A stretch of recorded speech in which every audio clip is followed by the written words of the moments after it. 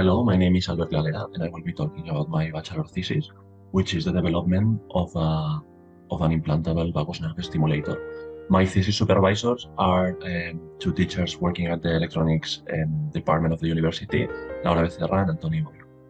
Before going with the device and the technology, the vagus nerve, also known as the 10th cranial nerve, goes from the stem of the brain all the way down to the viscera, and it relays mainly sensory information of the viscera, such as the stomach, the esophagus, the intestines, etc. And it has been shown that the malfunction of this nerve has been linked to diseases and conditions such as obesity and inflammatory diseases, but also to diseases such as epilepsy and depression, which are not so obviously related to that nerve. It has also been proven that the electrical stimulation of this nerve alleviates some of the issues of pharmacoresistant epilepsy. However, for other diseases, it has not been proven because more research needs to be done on that area. So this is very important because those diseases are very prevalent in society. So research on that area is very, very important and relevant. So my thesis will be part 3 of this whole project. And the overall objective of all the theses will be to develop this implantable device so that it is affordable for research to be done. Because currently, like Marcus showed in the first thesis of this whole project, currently there were no affordable devices of such characteristics in the market, and so research becomes very difficult to be made because resources are scarce.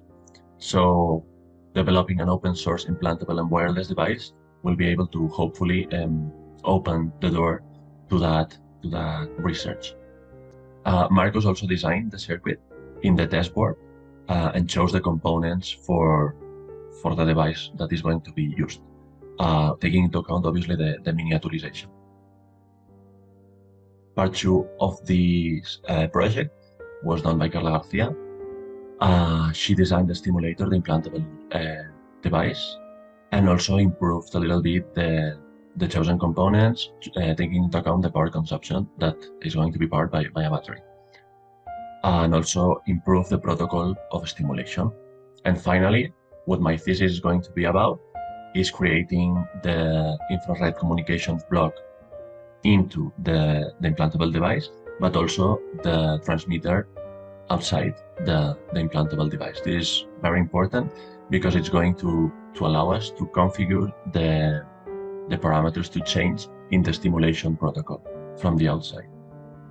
So what I will have to do, my objective is to be able to produce those changes in the implantable device with infrared communication. So that would be it for now. Of course, it's a very initial phase still. Hopefully, in the next term, I will be able to develop further. Thank you for listening.